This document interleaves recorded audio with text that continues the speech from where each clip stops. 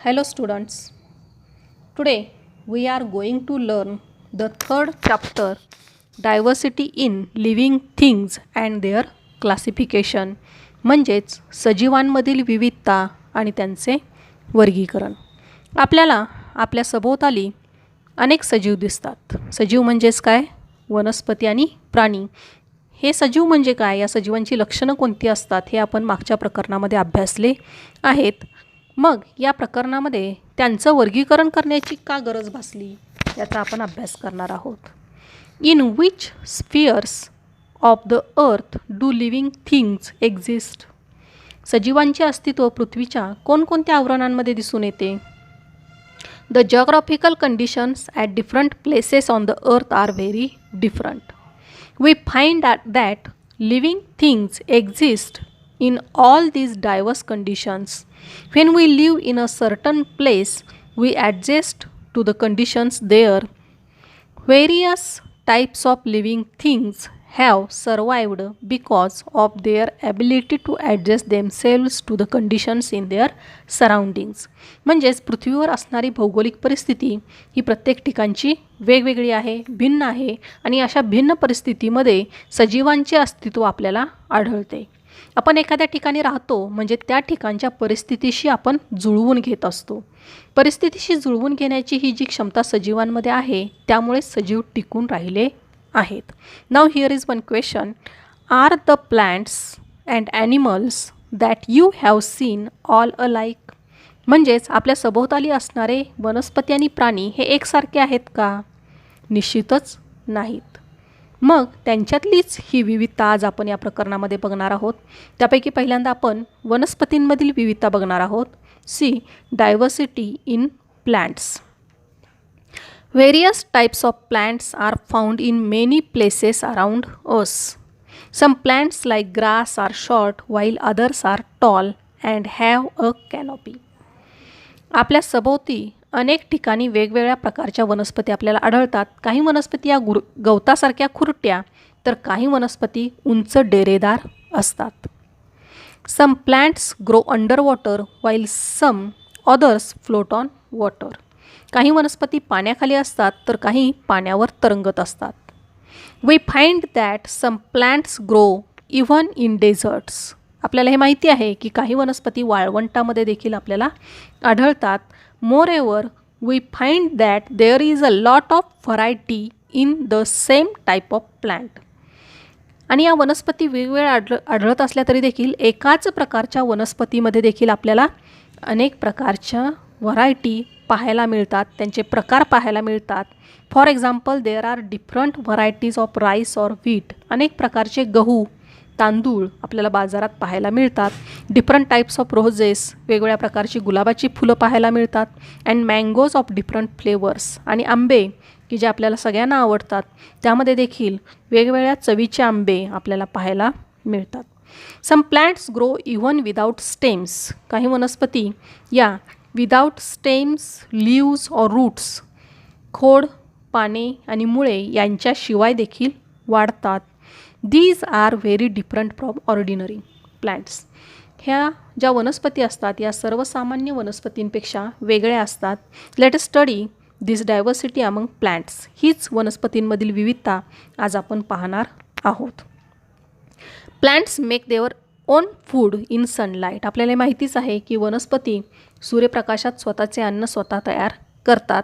Such plants are called autotrophic. अशा वनस्पतींना आपण स्वयंपोषी वनस्पती असे म्हणतो. For example the hibiscus, pomegranate, periwinkle etcetera.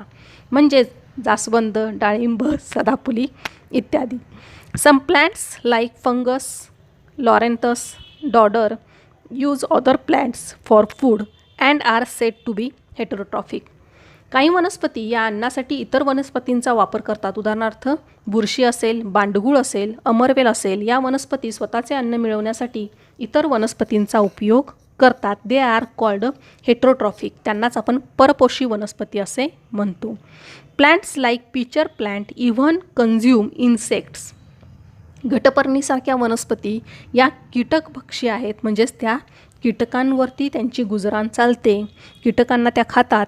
They are इन्सेक्टिव्होरस, म्हणूनच त्यांना कीटकभक्षी असं म्हटलं जातं. Then what is the structure of plant. मग या वनस्पतींचं एकूण स्ट्रक्चर कसं आहे, वनस्पतींची रचना कशी असते. Plant structure can generally be divided into two parts: the stem, which grows above the ground, and the root, which grows below the ground surface. वनस्पतींमध्ये जी वनस्पतींची रचना आहे ती दोन भागांमध्ये होते: जमिनीच्या वर असणारा खोडाचा भाग आणि जमिनीच्या खाली असणारा मुळाचा भाग. The root, stem and leaves are the main parts of plant. वनस्पतीचे प्रामुख्याने मूळ, खोड, पाने हे घटक असतात. From time to time plants bear flowers for reproduction. Flowers are transformed into fruits. Fruits have seeds. Seeds give rise to new plant. वेळोवेळी पुनरुत्पादनासाठी वनस्पतींना फुले येतात. या फुलांचं रूपांतर फळांमध्ये होतं. या फळांपासून बिया मिळतात आणि या बियांपासूनच नवीन वनस्पती तयार होतात. मग या वनस्पतींची रचना कशी असते हे आपण आकृतीसहित बघणार आहोत. त्यातील प्रत्येक घटकाचा आपण अभ्यास करणार आहोत. See the figure. First is the flower. This is the most attractive part of the plant. It is connected to the stem by a stalk which may long or short. A flower has a typical color and shape. The flower is an important means of reproduction. फूल हा वनस्पतीचा एक आकर्षक भाग आहे. फूल लांब किंवा आखूड देठाने खोडाला जोडलेले असते आणि फुलाला विशिष्ट रंग आणि आकार असतो. फूल हे पुनरुत्पादनाचे महत्त्वाचे साधन आहे. Then the second part is leaf. The leaf is flat. It plays an important role in the production of food. Leaves are mainly of two types: simple and compound leaves. पान हे पसरट असते आणि अन्न निर्मितीमध्ये त्याची भूमिका ही महत्त्वाची असते. पाने ही मुख्यत्वे दोन प्रकारची असतात: साधे पान व संयुक्त पान. सिंपल लीफ और compound leaf. Then the third part is the stem. The height, shape and size of a plant depends upon the stem. एखाद्या वनस्पतीची उंची, आकार हा खोडांवर अवलंबून असतो. The stem carries out the functions of production, conductions and storage of food. खोड हे अन्न निर्मिती, अन्न वहन आणि अन्न साठा याचे काम करते. In some plants it has the function of reproduction. It gives support to other parts of the plant. काही वनस्पतींमध्ये खोड हे पुनरुत्पादनाचे कार्य देखील करते. याशिवाय ते वनस्पतीच्या इतर भागांना आधार देते. म्हणजेच खोडामुळे वनस्पतींच्या फांद्या असतील, पाने असतील, फुले असतील, फळे असतील यांना आधार मिळतो. वनस्पतींनी तयार केलेले अन्न साठवून ठेवण्याची क्रिया खोडांमध्ये केली जाते. काही ठिकाणी पुनरुत्पादनाचे कार्य देखील, उदाहरणार्थ वडाच्या पारंब्या ज्या असतात त्या फुटून परत जमिनीमध्ये जातात, त्यातून परत वडाचे नवीन झाड तयार होते. म्हणजे पुनरुत्पादनाचे काम देखील हे स्टेम करत असते. Then the next part is fruit.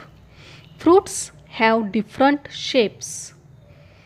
Fruits contain one or more seeds. The pods of beans and peas are actually fruits.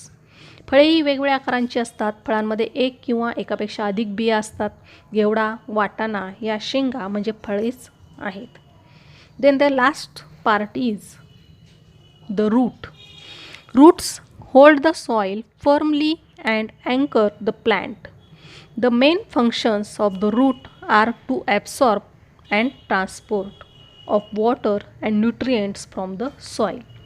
माती घट्ट धरून ठेवण्याचे काम मुळे करत असतात. वनस्पतीला आधार देतात आणि जमिनीतील पाण्याचे व पोषक तत्वांचे शोषण आणि वहन ही मुळांची महत्त्वाची कार्ये आहेत. The roots of the carrot and radish also store food. There are two types of roots: taproot and fibrous root. मुळा, गाजर यामध्ये मूळ हे अन्नसाठा करण्याचे कार्य करते. मुळाचे दोन प्रकार पडतात. पहिला आहे सोटमूळ आणि दुसरा आहे तंतुमय मूळ. टॅपरूट मीन्स सोटमूळ, तंतुमय मूळ तंतुमय मूळ म्हणजेच फायबरस रूट. सोटमूळ हे आपल्याला कशामध्ये पाहायला मिळते? तर जास्वंद, वड या झाडांमध्ये सोटमूळ पाहायला मिळते. तर तंतुमय मूळ हे कांदा, गवत या वनस्पतींमध्ये आपल्याला पाहायला मिळते. जी सोटमूळ असतात ते जमिनीमध्ये खोलवर जातात, माती घट्ट पकडून ठेवतात. तर तंतुमय मुळं ही जमिनीपासून लगेच स्वतंत्र निघाले असतात, त्यामुळे ते रोप आपण पटकन उपटून काढू शकतो. एवढा भाग विद्यार्थी मित्रांनो तुम्हाला समजला असेल. मग या वर्गीकरणाची गरज का भासली हे आपण दुसऱ्या पार्टमध्ये पाहणार आहोत. तुम्ही सर्वांनी वनस्पतीची रचना जी पान नंबर 19वर दिलेली आहे ती काढायची आहे आणि प्रत्येक पार्टचे जे फंक्शन्स दिलेले आहेत ते देखील वहीमध्ये लिहून काढायचे आहे. थँक्यू.